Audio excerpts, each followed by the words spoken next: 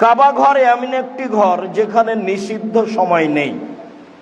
সূর্য উঠলেও পড়তে পারবেন, সূর্য ডুবলেও পড়তে পারবেন, সূর্য মাথার উপরে থাকলেও পড়তে পারবেন। নিষিদ্ধ সময় মুক্ত পৃথিবীতে একটি মসজিদ, সেটা হলো কাবা ঘর, যেখানে 24 ঘন্টা সালাত চলে, যেখানে 24 ঘন্টা তওয়াফ চলে। যদিও এখানে কথা বলার নেই, তবুও যারা হজ সফরে যায়, আমার অনুমান, আমার তদন্ত, 1999 জন মানুষের হজ হয় না। তার 1 নম্বর কারণ আমার কাছে ধরা পড়ে, তারা মানুষের বানানো দোয়া পড়ে। 2 নম্বর কারণ, নিজের ইচ্ছা মতো অনির্ধারিত জায়গায় এহরাম বাঁধে, রাসূলের সুন্নাত মতো হজ পালন করে না, মুআল্লিমের মুখ থেকে শুনে এমন কিছু করলেও চলবে, যার কারণে তাদের হজ কবুল হওয়ার বিষয়টি অনেক দূরে থেকে যায়। হারামে গিয়ে যদি মানুষ বেশি ইবাদত করতে চায়, তাহলে সবচেয়ে বেশি ইবাদতের মাধ্যম হলো সালাত আদায় করবে। 2 রাকাত সালাত আদায় করলে এত নেকি, 2 রাকাত সালাত আদায় করলে এত নেকি, বেহিসাব নেকি। আরেকটা মাধ্যম হলো তওয়াফ। আল্লাহ নবী বলেছেন, কাবা ঘর তওয়াফ করলে পা উঠালে 10 নেকি লেখা হয়, আর 10টা পাপ মিটিয়ে দেওয়া হয়। নামালে 10 নেকি লেখা হয়, 10টা পাপ মিটিয়ে দেওয়া হয়। আর রুকনে ইয়ামানি থেকে কালো পাথর হাজরে আসওয়াদ পর্যন্ত গেলে সব পাপকে মুছে দেওয়া হয়। তার নাম তওয়াফ। হজ সফরে গিয়ে ব্যতিক্রম ইবাদত হলো তওয়াফ। হজ সফরে গিয়ে দ্বিতীয় স্তরের সবচেয়ে বেশি নেকির মাধ্যম তওয়াফ। অবশ্যই তওয়াফে কথা বলা থেকে বিরত থাকতে হবে। আহাল পরিবার নিয়ে, স্ত্রী বন্ধু বান্ধব নিয়ে ছবি তোলা তো বহু দূরের কথা, মজাক গল্প করা তো বহু দূরের কথা। আল্লাহর নবী তওয়াফকে সালাত বলেছেন, তাতে তিনি বলেছেন কথা বললে কল্যাণমূলক কথা বলতে হবে, অপ্রয়োজনীয় কথা বলা যাবে না, অপবিত্র অবস্থায় তওয়াফ করা যায় না, অজুবিহীন তওয়াফ করা যায় না। কাজেই যারা হজ উমরায় যায় তাদের কাবা ঘরকে, তওয়াফকে মূল্যায়ন করা উচিত। বলছিলাম, আবু হুরায়রা রাদিয়াল্লাহু তাআলা আনহু বলেন, রাসূল সাল্লাল্লাহু আলাইহি সাল্লাম বলেছেন, মা বাইনা বাইতি ও মিম্বারি রাওজাতুন মিন রিয়াজিল জান্নাহ ও মিম্বারি আলা হাউজি। আমার ঘর থেকে আমার মিম্বার পর্যন্ত এই জায়গাটুকু হলো জান্নাতের একটি অংশ। হাদিস বুখারী মুসলিম। আমার ঘর থেকে নিয়ে আমার মিম্বার পর্যন্ত, যে ঘরে আয়েশা রাদিয়াল্লাহু তাআলা আনহা থাকতেন, যে ঘরে তিনি থাকতেন, তিনি বলছেন, আমার ঘর থেকে নিয়ে আমার এই মিম্বার পর্যন্ত এইটুকু হলো জান্নাতের একটি অংশ। এ কথার অর্থ এই নয় যে সেখানে সালাত আদায় করলে বেশি নেকি হবে। এ কথার অর্থ এই নয় যে সেখানে ভিন্ন ধরনের কার্পেট দিয়ে রাখতে হবে। এ কথার অর্থ এই নয় যে সেখানে সরকারিভাবে সালাতের ব্যবস্থা করতে হবে। এগুলো একটাও শরীয়ত সম্মত নয়। মসজিদে নববীর যতদূর পর্যন্ত এরিয়া দেওয়া আছে, এরিয়াতে প্রবেশ করে 2 রাকাত সালাত আদায় করলে জানে কি হবে, রাওজাতুম মিন রিয়াজিল জান্নাতে 2 রাকাত সালাত আদায় করলে তাই নেকি হবে। কেউ যদি বলে যে 1 নেকি বেশি হবে, তাহলে সে মিথ্যা কথা বলেছে। আর এমন আশা নিয়ে কেউ যদি সেখানে 2 রাকাত সালাত আদায় করলে, তাহলে সে বিদআত হবে এবং তার আর কোনো ইবাদত কবুল হবে না, যা রাসূল সাল্লাল্লাহু আলাইহি সাল্লাম বলেছেন এ কথাই ঠিক। তবে এইটুকু তিনি জান্নাতের একটি অংশ বললেন, এর অর্থ কি? এর অর্থ মানুষ জানে না, এ কথাই ঠিক। আয়াত যেমন অস্পষ্ট আছে, যাকে বলা হয় মুতাশাবিহাত, হাদিসের অনেক অংশ অস্পষ্ট আছে, যাকে বলা যায় হাদিস মুতাশাবিহাত, অস্পষ্ট অর্থ। যেমন আল্লাহ রাসূল বলেন, এই যে ওহুদ, ওহুদ আমাদের ভালোবাসে, আমরা ওহুদকে ভালোবাসি। তো ওহুদ তো জড় বস্তু, ওহুদ আমাকে কি ভালোবাসবে, আর আমি বা তাকে কি ভালোবাসবো? আমি ওহুদকে কি ভালোবাসা দিতে পারি? এর অর্থ মানুষ জানে না। ঠিক এই রাওজাতু মিন রিয়াজিল জান্নাতের অর্থ কি তা মানুষ জানে না। মানুষ ব্যাখ্যা করেছে কিছু, তার একটা করেছে যে এইটা জান্নাতেরই অংশ, হুবাহু হতে পারে। এর অর্থ এই নয় যে এখানে সালাত আদায় করলে বেশি নেকি হবে। এ কথা বলতে গেলে আল্লাহর নবী থেকে প্রমাণ করতে হবে, যা মানুষের পক্ষে সম্ভব নয়। তা আমি স্পষ্ট করে একাধিক দিন বলেছি।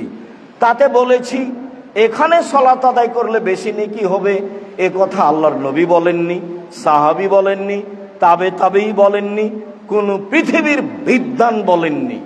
অতএব মানুষের এই হিসাব ভুল, এ কথাই ঠিক।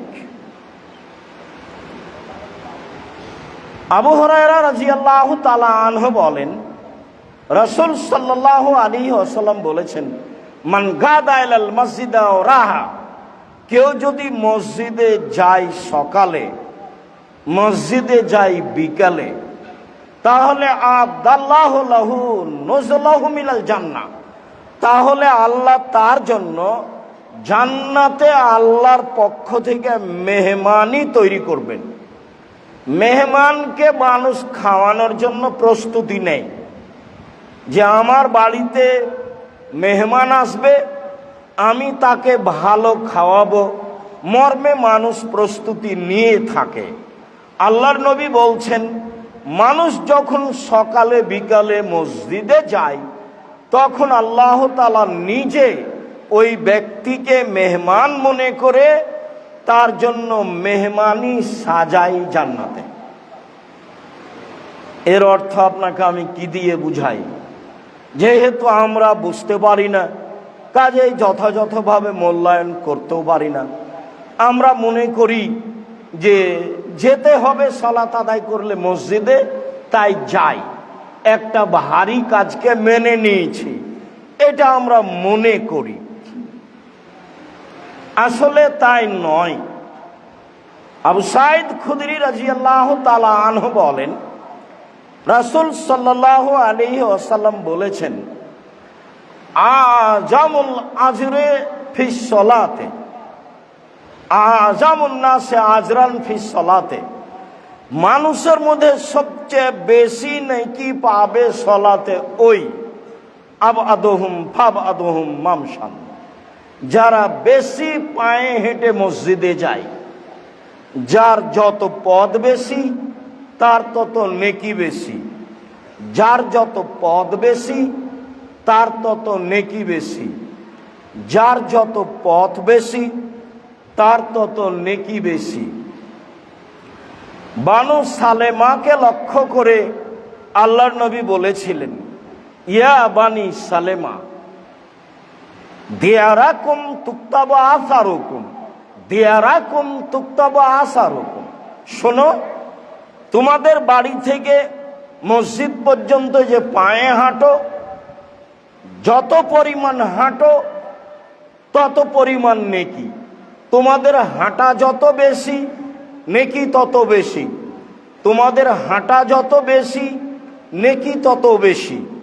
অতএব মসজিদের পাশে বাড়ি করতে হবে, যেই সিদ্ধান্ত নিয়েছ সেই সিদ্ধান্ত থেকে ফিরে আসো। যেখানে বাড়ি আছে সেখানেই থাক, বেশি নেকি পাবা। এই কথা রাসূল সাল্লাল্লাহু আলাইহি সাল্লাম বলেন।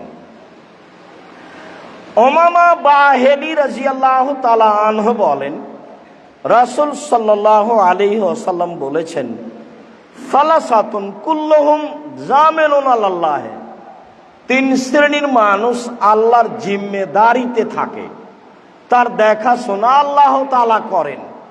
তিন শ্রেণীর মানুষ আল্লাহর জিম্মেদারিতে থাকে, তার দেখাশোনা আল্লাহ তাআলা করেন।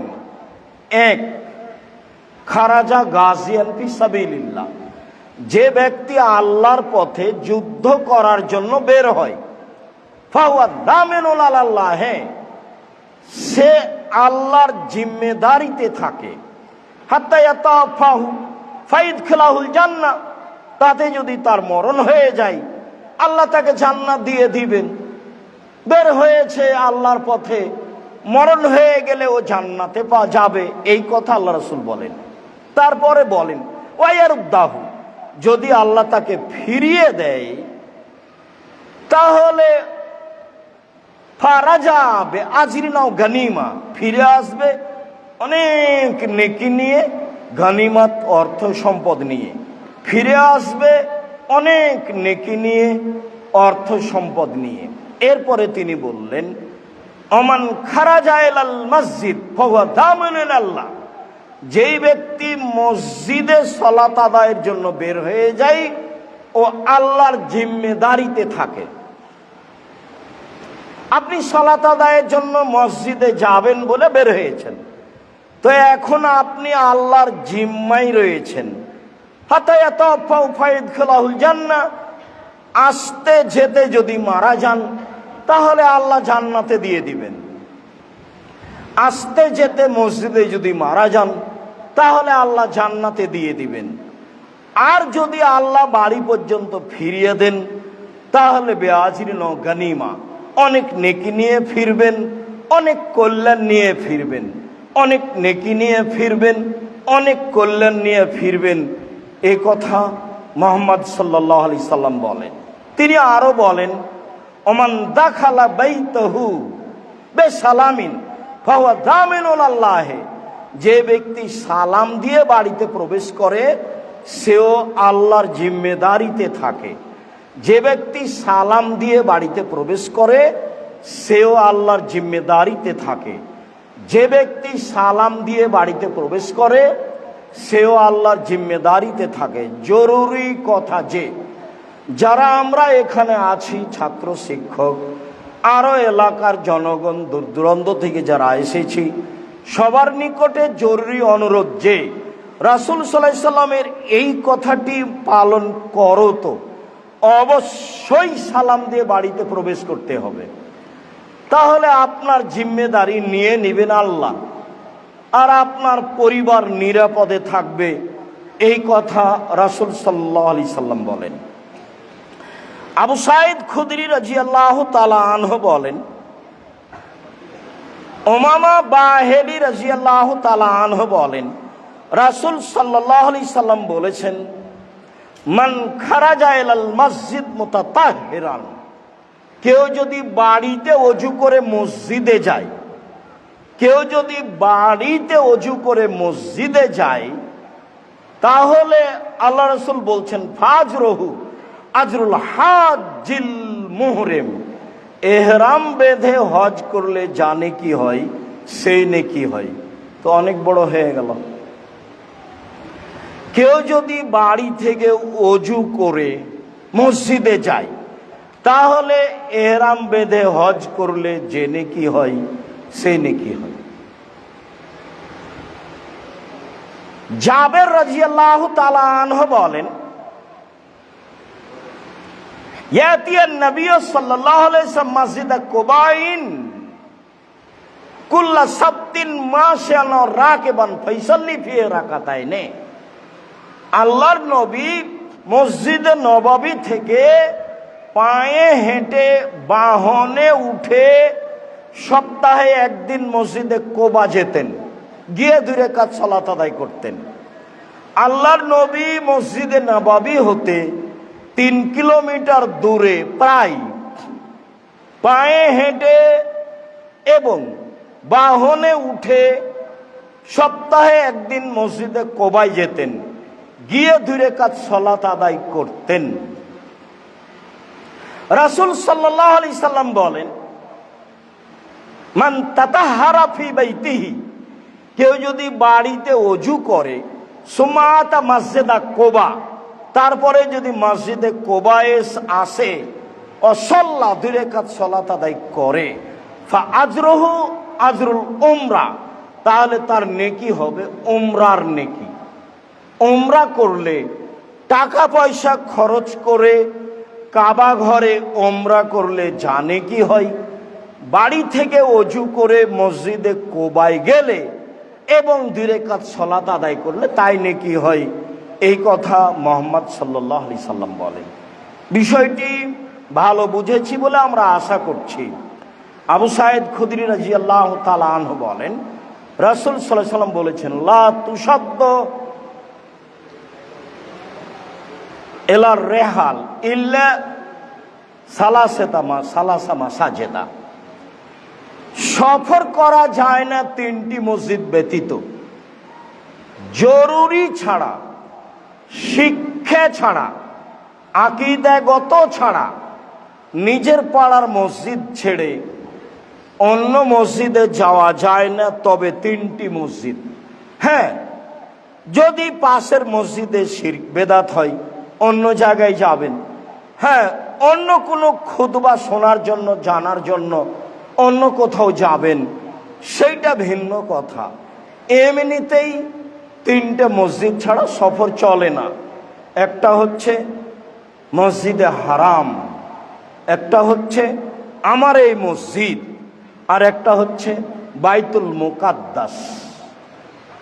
এই 3টি মসজিদের সফর চলে। মসজিদের বিবরণ আপনার সামনে সংক্ষিপ্তভাবে পেশ করছিলাম। সম্মানিত দিনী ভাই বোন, অবশ্যই আপনারা মসজিদের ফজিলত পায়ে হেঁটে গেলে কি হবে তা বুঝতে পেরেছেন। বিষয়টি স্পষ্ট হলে ওইভাবে অজু করে মসজিদে আসার চেষ্টা করবেন। আল্লাহ নবী যা বলেছেন তা আমার আপনার জন্য হবে ইনশাআল্লাহ, হবেই হবে। আল্লাহুম্মা সাল্লি আলাইহি আল্লাহুম্মা বারিক আলাইহি। আলহামদুলিল্লাহ ওয়াহদা ওয়াসসালাতু ওয়াসসালামু আলা মান লা নাবিয়্যা বা'দা। মসজিদ পরিষ্কার পরিচ্ছন্নতা। আয়েশা রাদিয়াল্লাহু তাআলা আনহা বলেন, আমার রাসূলুল্লাহ সাল্লাল্লাহু আলাইহি সাল্লাম বিবিনাইল মসজিদ ফি দূরে ওয়া ইউনাজ্জাফা ওয়া ইউতাতাইয়াবা। আদেশ করলেন, পৃথিবীর মানুষ তোমরা পাড়ায় পাড়ায় মসজিদ নির্মাণ করো, অক্তিয়া মসজিদ।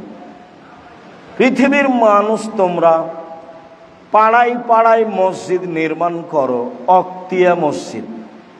মসজিদ খুব সুন্দর করে ঝকঝকে করে পরিষ্কার রাখো এবং তা সুগন্ধিপূর্ণ করে রাখো। এ আদেশ রাসূল সাল্লাল্লাহু আলাইহি সাল্লাম করেন। মাওলানা আব্দুল্লাহিল কাফি আল কুরাইশি রাহিমাহুল্লাহ টাঙ্গাইল বল্লাই প্রায় 9টা মসজিদ, যদিচ সেখানে জুমা চলতো কিছু কিছু, সবকে এক জায়গায় করেছিলেন। একটা মসজিদ সেই সময়ে সাড়া দেয়নি, বাকি সবাই সাড়া দিয়েছিল। আজও দূর দূরান্ত থেকে মানুষেরা সেখানে এসে মসজিদে সালাত আদায় করে। আমি জামিয়া সালাফিয়ার সুবাদে, জামিয়া সালাফিয়ার সুবিধে আমি ভোগ করি এ কথা ঠিক নয়। আমি জামিয়া সালাফিয়ার কোনো সুবিধা ভোগ করি না। জামিয়া সালাফে অ্যাকশন দেখলে আমি তার টাকা দিয়ে দিই। যদি বলি তো জামিয়া সালাফিয়া চোখে দেখে পাড়ার লোক, এলাকার লোক। জামিয়া সালাফিয়ার সালাত আদায় করে এসে এলাকার লোক। জামিয়া সালাফিয়ার জন্য বাড়ি ভাড়া দিয়ে সুবিধা ভোগ করছে, ছেলে মেয়েকে পড়ানোর সুবিধাই এলাকার লোক। বেশি দামে জমি বিক্রি করে সুবিধা ভোগ করছে এলাকার লোক। দোকানপাট তৈরি করে সুবিধা ভোগ করছে এলাকার লোক। তবে কথা ঠিক যে মানুষ মানুষের উপকার করলে মানুষ উচিত শিক্ষা দেয়, মানে উল্টা শিক্ষা দেয়। এটা স্বাভাবিক। এটা আমি মনে করে নিয়েই সামনের দিকে আগাই। যার কারণে আমি আপনি কি করছেন তা কোনোদিন তুলে দেখিনি। আজকে এখানে মসজিদে জুমার খুতবা চালু হবে। চালু হওয়ার সুবাদে আমি সবাইকে দাওয়াত দেওয়ার জন্য বলেছি। প্রথমে মসজিদ চালু করব মনে করেছিলাম ওই চিকন রাস্তার ওই পাশে কিছু জমি আছে সেখানে। তারপরে মনে করেছিলাম যেখানে কবরস্থান আছে কবরগুলি সরিয়ে দিয়ে সেখানে। তারপরে মনে করেছিলাম এইখানে যেখানে পুকুর ছিল সেখানে। ঘুরতে ঘুরতে তাকদির বশত মসজিদ নির্মাণ হলো এখানে। আমি কোথায় মসজিদ নির্মাণ করব এইটা চূড়ান্ত সিদ্ধান্ত নিনি, ঝুলন্ত অবস্থায় এভাবে ঘুরছিলাম। ঘুরতে ঘুরতে এই জায়গায় চূড়ান্ত হলো। তো আলহামদুলিল্লাহ জমি মসজিদের জন্য বিক্রি করলো সর্বপ্রথম ওদুর ছেলে বাবু। আমি তাদের কল্যাণ শুকরিয়া আদায় করি। তারপরে জমি বিক্রি করলো মধুর ছেলে জামাল। আমাকে ভালো লাগে, বিক্রি হয়েছে মসজিদ হয়েছে এটা কথা। তারা যে মূল্য নিয়েছে সে মূল্য তেমন কিছু নয়। এখনো যে মসজিদের বাকি অংশ আরো বাকি আছে সেইগুলোর ব্যবস্থা যারা নিবে ফলাফল তারাই ভোগ করবে। কিভাবে হবে হবে নিশ্চিত ইনশাল্লাহ, একদিন হবেই। তো যারা তৈরি করবে যারা সুবিধা করবে তারা ক্ষতিগ্রস্ত হোক এইটা আমি চাইনি। আমি কোনো কাজের কোনো কর্মের প্রতিশোধ নিই না। প্রতিশোধ নেওয়া কাজটা আমি বাতিল করেছি। প্রতিশোধ নিই না আর মাফ করি। ঠিক আছে মাফ করলাম, ঠিক আছে মাফ করলাম, ঠিক আছে মাফ করলাম। আজও এই পথে আছি।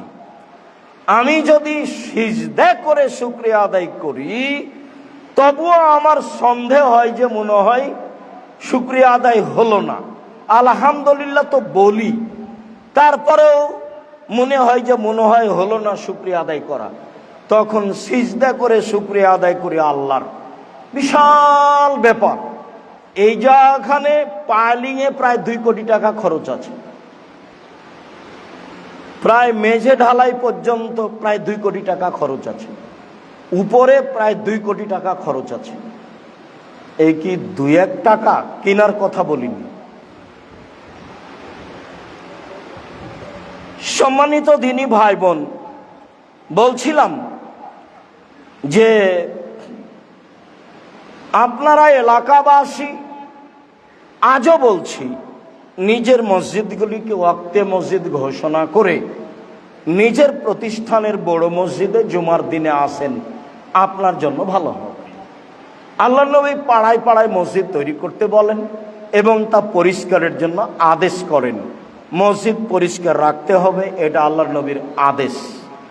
আনাস রাদিয়াল্লাহু তাআলা আনহু বলেন, আল্লাহর রাসূল বলেছেন,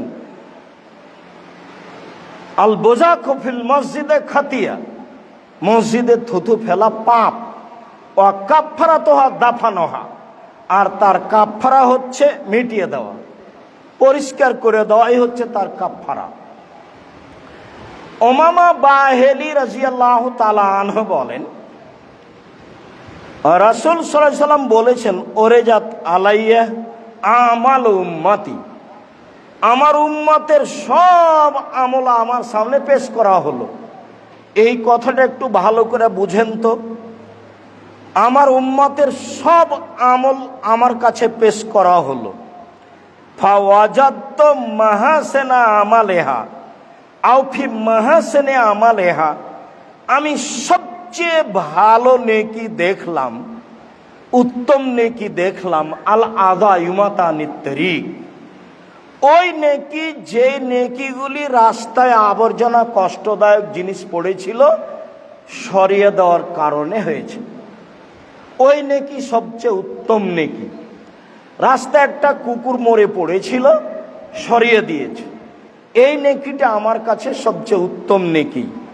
রাস্তায় একটা গাছ পড়েছিল, কেটে সরিয়ে দিয়েছে, সেই নেকিটা আমার কাছে সবচেয়ে উত্তম নেকি। এইটা আমার কাছে পেশ করা হলো। তারপরে অজাদ্য মাসাবি আমালিহা, আমার উম্মতের সবচেয়ে যেটা খারাপ নেকি পেলাম সেটা হলো এই আন্নখাত ফিল মসজিদ, আন্নখাত তাকুনু ফিল মসজিদ ওয়ালা তুদফানু। মসজিদে শিকান, মসজিদে ময়লা পড়ে আছে, তা পরিষ্কার করা হলো না। এইটা সবচেয়ে খারাপ পাপ, পাপ হিসাবে আমার কাছে পেশ করা হলো। যত পাপ আছে তার মধ্যে সবচেয়ে খারাপ পাপ হলো আমার কাছে যেটা পেশ করা হলো, মসজিদ পরিষ্কার করা হলো না, সেই পাপটা সবচেয়ে খারাপ পাপ আমার কাছে পেশ করা হলো।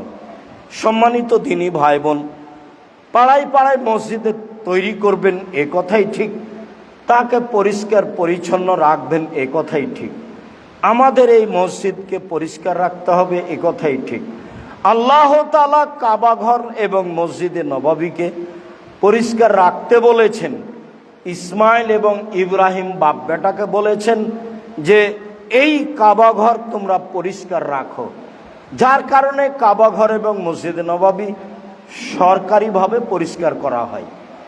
হাজারো লাখো কর্মচারী আছে তা পরিষ্কার করার জন্য। এরপরে আমরা যাই মসজিদের ব্যাপারে সতর্কবাণী। আয়েশা রাদিয়াল্লাহু তাআলা আনহা বলেন, লানাল্লাহু তাআলা আল-ইয়াহুদা ওয়ান নাসারা আল্লাযী ইত্তাখাযু কুবুর আনবিয়াহিল মাসাজিদা। ইহুদি খ্রিস্টানের উপরে আল্লাহ অভিশাপ করেছেন। কেন? তারা কবরকে মসজিদে পরিণত করেছে। ইহুদি খ্রিস্টানের উপরে আল্লাহ অভিশাপ করেছেন। কেন? তারা কবরকে মসজিদে পরিণত করেছে। জুনদাব রাদিয়াল্লাহু তাআলা আনহু বলেন, আমি রাসূল সাল্লাল্লাহু আলাইহি সাল্লামকে বলতে শুনেছি, আল্লাহ রাসূল বললেন, শোনো, ইন্না মান কানু কাবলাকুম কানু ইয়াত্তাখিজুনা কুবুর আম্বিয়াহিম ওয়াসসালিহিম মসজিদান। পূর্বের মানুষেরা নবীর কবরকে এবং সৎ মানুষের কবরকে মসজিদ তৈরি করত। আলা ফালা তাত্তাখিজুল মসজিদা কবুরা মসজিদান। কখনো তোমরা কবরকে মসজিদ করো না, কখনো তোমরা কবরকে মসজিদ করো না, কখনো তোমরা কবরকে মসজিদ করো না।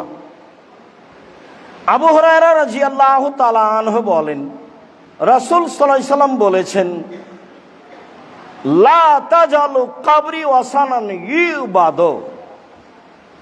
আমার কবরকে ইবাদতের জায়গা করো না, আমার কবরকে ইবাদতের জায়গা করো না। ইস্তাদ্দা গাজাবুল্লাহে আলা কওমিন ইত্তাখাযু কুবুর আনবিয়াহিম মাসাজিদা।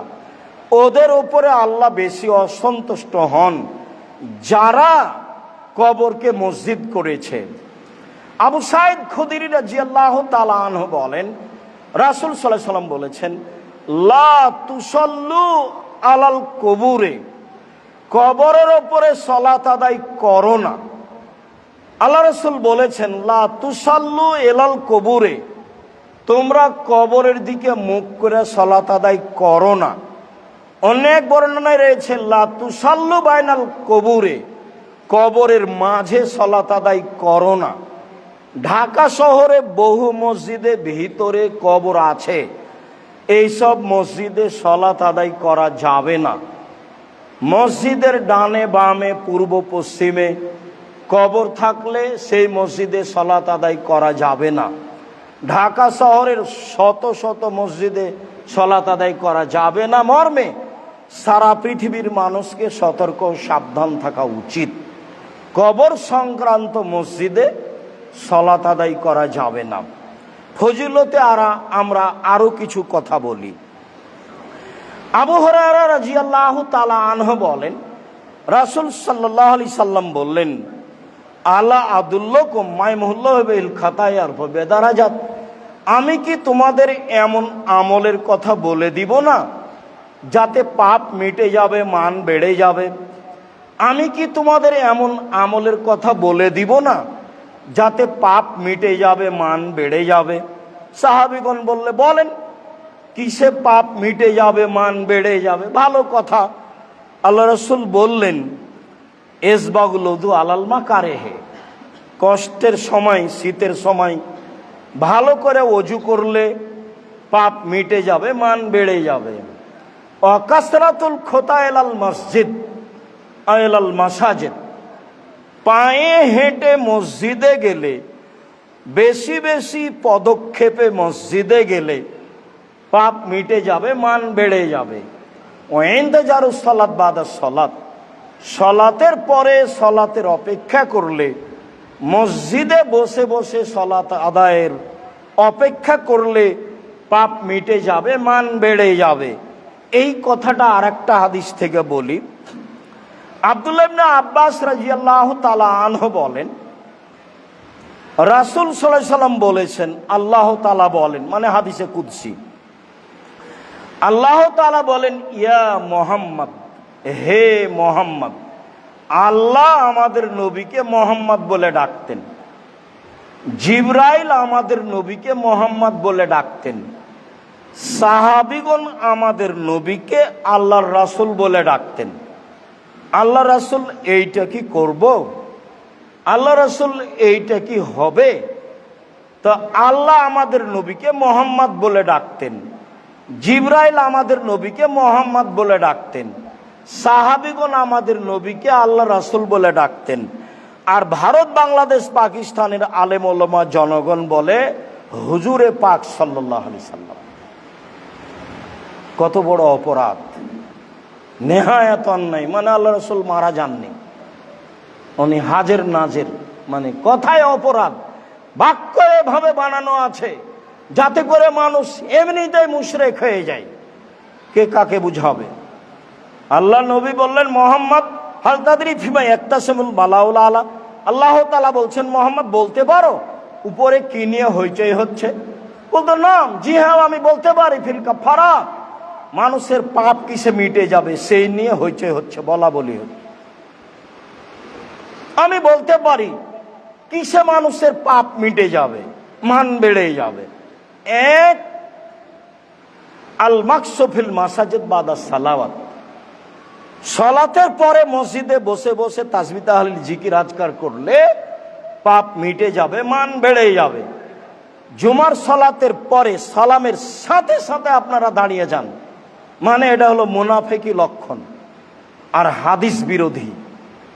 সালাতের পরে বসে বসে তাসবিহ তাহলিল জিকির আজকার করলে পাপ মিটে যাবে, মান বেড়ে যাবে, পাপ মিটে যাবে, মান বেড়ে যাবে। দুই, অল মাসিও আলাল আকদাম ইলাল মাসাজিদ, পায়ে হেঁটে মসজিদে গেলে পাপ মিটে যাবে, মান বেড়ে যাবে, পাপ মিটে যাবে, মান বেড়ে যাবে। তিন, এবলাগুল ওযু আলাল মাকারিহি, কষ্টের সময় ভালো করা, ইসবাগুল ওযু, কষ্টের সময় ভালো করে ওযু করলে পাপ মিটে যাবে, মান বেড়ে যাবে। শীতের সময় ভালো করে ওযু করলে পাপ মিটে যাবে, মান বেড়ে যাবে। এইটুকু বলার পর আল্লাহ রাসূল বলছেন, মান ফালা হাযা আশাবে খায়রিন ওয়া মাতাবে খায়রিন, এমন যে করলো তার মরে যাওয়া ভালো, তার বেঁচে থাকা ভালো। এমন যে করলো তার মরে যাওয়া ভালো, তার বেঁচে থাকা ভালো। এমন যে করলো তার মরে যাওয়া ভালো, বেঁচে থাকা ভালো। ওয়া কানা মিন খাতিতিহি কায়মিন ওয়ালাদাতহু উম্মুহু, তার বা লোকটা হয়ে গেল সেই দিনের মতো যেদিন তার মা তাকে জন্ম দিয়েছে, নিষ্পাপ হয়ে গেল। তারপর লোকটি হয়ে গেল সেই দিনের মতো যেদিন তার মা তাকে জন্ম দিয়েছে, নিষ্পাপ হয়ে গেল। পায়ে হেঁটে মসজিদে গেলে মানুষ নিষ্পাপ হয়ে যায়, সুন্দর করে ওযু করলে মানুষ নিষ্পাপ হয়ে যায়। মসজিদে বসে বসে তাসবিহ তাহলিল জিকির আজকার করলে মানুষ নিষ্পাপ হয়ে যায়, যা রাসূল সাল্লাল্লাহু আলাইহি ওয়াসাল্লাম বলেন। আল্লাহ রাসূল আরো বলেন যে, আমাকে আল্লাহ বললেন, মুহাম্মদ যখন আপনি সালাত আদায় করবেন তখন এই দোয়াটা পড়বেন, আল্লাহুম্মা ইন্নী আসআলুকা ফিল খায়রাতি ওয়া তারকাল মুনকারাতি হুব্বাল মাসাকিন। আল্লাহ তোমার কাছে আজ চাচ্ছি আমি ভালো কাজ করতে, মন্দ কাজ ছাড়তে। তোমার কাছে চাচ্ছি আমি ভালো কাজ করতে, মন্দ কাজ ছাড়তে। আর তোমার কাছে চাচ্ছি আমি ফকির মিসকিনের ভালোবাসা। আমি যেন ফকির মিসকিনকে হেয় তুচ্ছ না করি, তাকে খাবার দিই। তোমার কাছে চাচ্ছি আমি ভালো কাজ করতে, মন্দ কাজ ছাড়তে। তোমার কাছে চাচ্ছি আমি ফকির মিসকিনকে ভালোবাসতে। এইগুলো তুমি আমার ভিতরে করে দাও।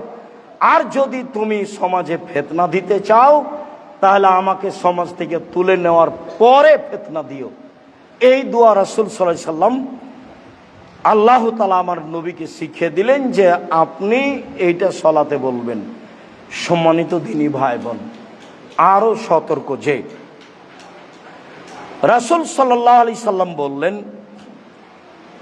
মান সামিয়া রাজুলান মিনকুম ইয়ানশুদু জাল্লাতান ফালইয়াকুল লা রাদাল্লাহ ফাইনাল মাসাজিদ লাম তুবরান লিহাজা। কেউ যদি শুনে যে হারানো জিনিস মসজিদে খুঁজছে, তাহলে সে যেন উত্তরে বলে আল্লাহ যেন তাকে জিনিসটা ফেরত না দেয়। হারানো জিনিস মসজিদে খোঁজা নিষেধ। হারানো জিনিস মসজিদে খোঁজা নিষেধ। রাসূল সাল্লাল্লাহু আলাইহি সাল্লাম বলেন, কেউ যদি দেখে মসজিদের ভিতরে কেউ ক্রয় বিক্রয় করছে, তাহলে সে যেন বলে আল্লাহ তার ব্যবসাতে বরকত দিও না, আল্লাহ তুমি তার ব্যবসাতে লাভ দিও না। মসজিদে হদ নির্মাণ করা যায় না, মসজিদে ব্যবসা বাণিজ্য করা যায় না, মসজিদে হারানো বিজ্ঞপ্তি পেশ করা যায় না, মসজিদের মাইকে মানুষের মরার খবর চিল্লিয়ে বলা যায় না। এগুলো নিষিদ্ধ। মসজিদে ঢুকলে বলতে হবে আল্লাহ মাফতালি আবওয়াবা রাহমাতিক, তোমার রহমতের দরজা খুলে দাও, রহমত চাচ্ছি। বের হলে বলবে আল্লাহ মিনাসআলাকা মিন ফাজলিক, আল্লাহ তোমার কাছে আমি ফাজল, তোমার অনুগ্রহ অনেক, সব কিছু চাচ্ছি। এতক্ষণ রহমত দিয়েছিলে, এখন মসজিদ থেকে বের হয়ে জমি চাষ করব, ফল ভালো দাও, ব্যবসায় নামবো, ফলাফল ভালো দাও, দুনিয়াতে যা আছে অর্থ সম্পদ সব ব্যবস্থা করে দাও, ফাজল অনুগ্রহ দাও। এই কথা শিখিয়ে দিলেন আল্লাহর নবী। তবে আল্লাহর নবী মসজিদে ঢুকলে তিনি নিজে এই কথা বলতেন, আউযু বিল্লাহিল আযীম বিওয়াজহিল কারীম ওয়া সুলতানিহিল কাদিম মিনাশ শাইতানির রাজিম। মহান আল্লাহর কাছে আশ্রয় চাচ্ছি, মহান আল্লাহর সম্মানিত মুখের মাধ্যমে আশ্রয় চাচ্ছি, সর্বশক্তিমান পুরাতন ক্ষমতাধর আল্লাহর কাছে আশ্রয় চাচ্ছি, মিনাশ শয়তানির রাজিম, বিতাড়িত শয়তান হতে। শয়তান আপনার স্পষ্ট শত্রু। এই কথা বলে যদি কেউ মসজিদে প্রবেশ করে, তাহলে শয়তান তার ক্ষতি করতে পারবে না। এই কথা মুহাম্মদ সাল্লাল্লাহু আলাইহি সাল্লাম বলেন। আলোচনার শেষে এসে আরেকটি জরুরি কথা, রাসূল সাল্লাল্লাহু আলাইহি সাল্লাম বলেন, ইজা দাখালা আহাদুকুমুল মসজিদ ফালিসাল্লি রাকাতাইন কাবলা ইয়াজলিসা, তোমাদের কোনো ব্যক্তি মসজিদে ঢোকে যেন আগে 2 রাকাত সালাত আদায় করে। এই ছেলে বসো, তোমরা যারা বড় ছেলে, ওই ছেলেগুলো, ছোট ছেলেগুলো, ওদের তো বুঝ নাই, ওরা দৌড়িয়ে বেড়াচ্ছে, এটা তোমরা দেখো না কেন? আর যেই ছেলেগুলো মাঠে দৌড়াচ্ছে, এগুলো যদি আপনাদের ছেলে হয় তাহলে আপনাদেরও ভুল, আর যদি আপনাদের না হয় তাহলে আমার ভুল। আমি তো আপনাদের বলেছি বাসা ভাড়া নিয়ে থাকিয়েন না। বাসা ভাড়া নিলে আপনার লস, আপনার বউয়ের লস, আপনার ছেলে মেয়ের লস। আপনার বউ ছেলে মেয়ে কন্ট্রোল করতে পারবে না, এটা ভুল হিসাব। আপনি থাকেন সৌদি আরবের, এখানে বউ ছেলে কন্ট্রোল করবে মানে ভুল হিসাব। আপনার স্ত্রী বাজার করে বেড়ায়, ছেলে মেয়ে কন্ট্রোল করতে পারবে, অতি সহজ ব্যাপার। ইহুদিদের কাছে শয়তানের কোনো কাজ নেই, ওরা জাহান্নামে যাবে। খ্রিস্টানের কাছে শয়তানের কোনো কাজ নেই, ওরা জাহান্নামে যাবে। হিন্দুদের কাছে শয়তানের কোনো কাজ নাই, ওরা জাহান্নামে যাবে। যারা আকীদায় শিয়া, তাদের কাছে শয়তানের কোনো কাজ নাই, তারা জাহান্নামে যাবে। যারা আকীদায় কাদিয়ানী, তারা জাহান্নামে যাবে, তাদের কাছে কোনো কাজ নাই। তাহলে তো সারা পৃথিবীর কোটি কোটি মানুষ গেল যাদের কাছে শয়তানের কোনো কাজ নেই। আর যারা স্কুল কলেজে আছে, দিনরাত পাপ করে বেড়াচ্ছে, পড়াই ধর্ম নিয়ে চিন্তা করে না, তাদের কাছে শয়তানের কাজ নেই। তো শয়তানের তো কাজ আছে সব মাদ্রাসাতে, জামিয়ায়। কেননা শয়তান তো এখানে এসে আছে। আপনি শয়তান দেখতে পেলে অজ্ঞান হয়ে যেতেন, এত শয়তান কিভাবে ছুটাছুটি করে, তো আপনি তো আর দেখতে পাচ্ছেন না। একে যদি একক তো সলাত আদায় না করাতে পারে, এটা তার সফলতা। খুতবার সময় যদি এদিক ওদিক নিয়ে যেতে পারে, এটাই তার সফলতা। তো এইটুকু আমাকে বুঝতে হবে, জামিয়া সালাফের শিক্ষক মণ্ডলীকে বুঝতে হবে, আপনাকে বুঝতে হবে। সম্মানিত দিনী ভাই বোন, মসজিদে ঢুকে 2 রাকাত সালাত আদায় করতে হবে বাধ্য। উল্লেখ্য যে মসজিদের 2 রাকাত সালাত আদায়ের জন্য নিষিদ্ধ সময় নেই। জুমার খুতবা চলাকালীন কেউ যদি ঢোকে, তবুও তাকে 2 রাকাত সালাত আদায় করতে হবে, তারপরে বসবে। এটা হলো মসজিদের হক, এটা আল্লাহর হক, এটা আল্লাহর ঘর। এখন আল্লাহর ঘরে বসবেন তো অনুমতি কিভাবে নেবেন? আল্লাহকে গিয়ে বলবেন যে আমি কি বসতে পারি? এটি কোনো পথ আছে? পথ কি? 2 রাকাত সালাত আদায় করবেন, এটাই পথ, এটাই পদ্ধতি। 2 রাকাত সালাত আদায় করে বসেন, এটাই পদ্ধতি। তাহলে মসজিদের হক আদায় করলেন।